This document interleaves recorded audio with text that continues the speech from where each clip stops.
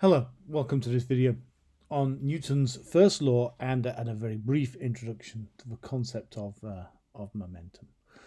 So, Isaac Newton's first law of motion, stated in modern language, more or less, says that a body will remain at rest or moving with a constant velocity until it is acted upon by an unbalanced force. So when you say a body, it basically just means any object. At rest means not moving, or moving with a constant velocity. So all of that can be summarized as an object that is not accelerating until it is acted upon, until an unbalanced force acts on the object. That's Newton's first law. So we can rewrite that to say that if an object is accelerating, if it's changing velocity, there must be an unbalanced force acting on it. Don't forget, by the way, that accelerating includes changing direction, because changing direction is changing velocity. So if an object is accelerating, including changing direction, there must be an unbalanced force acting on it. Or we can flip that round. If there is an unbalanced force acting on an object, then it must be accelerating. You cannot have an unbalanced force and no acceleration. That fundamentally is Newton's first law. It's very simple. A couple of examples here. A body at rest upon a surface like this. The block is acted on by two forces. There's the weight of the block, which is pulling it down towards the earth by gravity. But that pulling down squishes the surface underneath, which is pushing back, and that creates another force on the block. So there's two forces on the block, the weight pulling down and the normal force pushing it up. And as long as these two forces are balanced, then that body remains as it is at rest, not moving, not accelerating. Another example with forces in different directions is an aeroplane in flight. So let's imagine an airplane in flight with constant velocity. By the way, that includes in all dimensions. So in other words, it's not accelerating up, it's not accelerating down, it's not going accelerating forwards, it's not accelerating backwards or decelerating. It's going constant velocity, same altitude.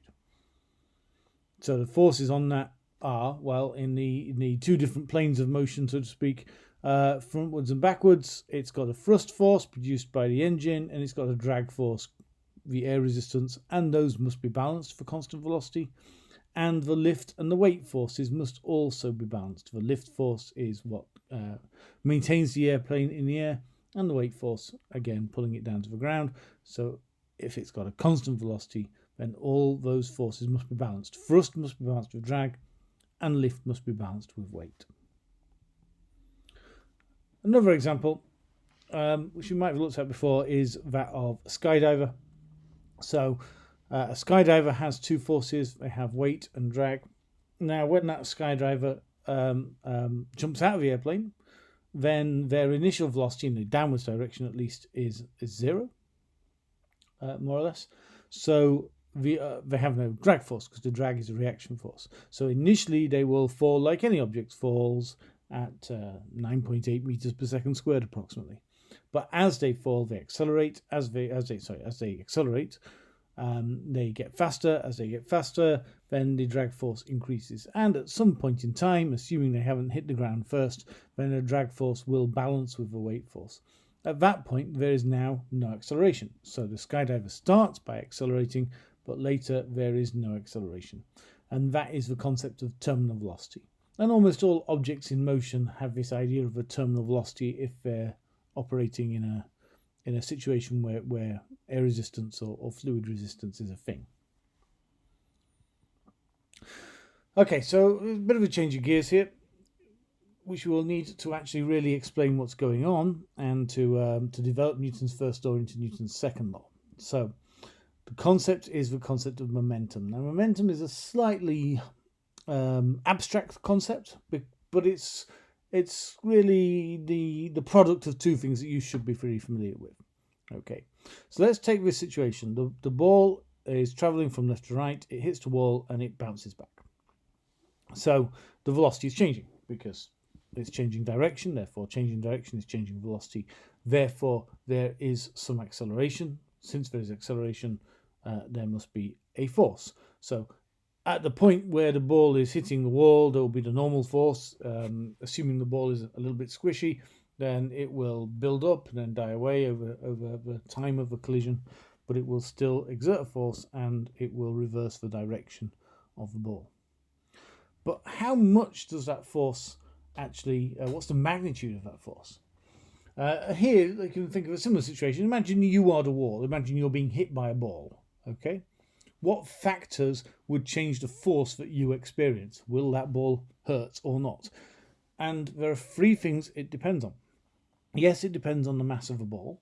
A bigger ball, all things being equal, would exert a bigger force. It depends on the velocity.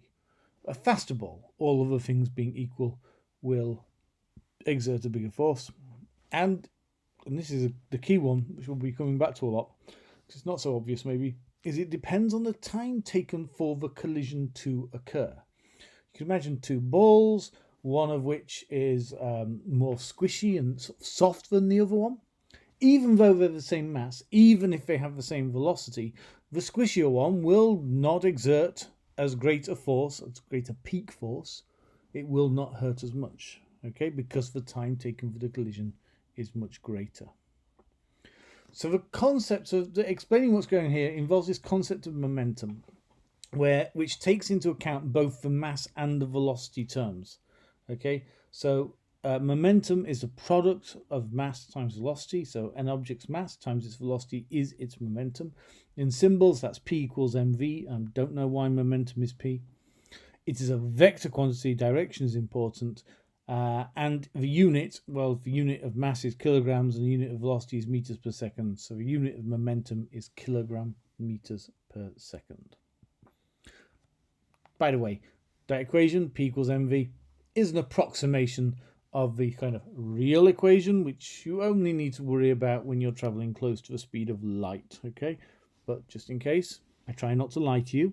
So that's the real form of the equation, or the more accurate form of the equation. But P equals mv will do under all situations you're going to encounter in the mechanics unit. So P equals mv is the momentum of a ball at the start, and the momentum of a ball is now P equals minus mv because we have a negative v. So the momentum will actually change during the collision. In fact, during any situation where two objects are interacting, the momentum, and if the motion changes in any way, then there will be a change in the momentum. And we give the change in momentum a special name. We give it the name impulse. So if we say that the object experiences an impulse, we mean that its momentum changes.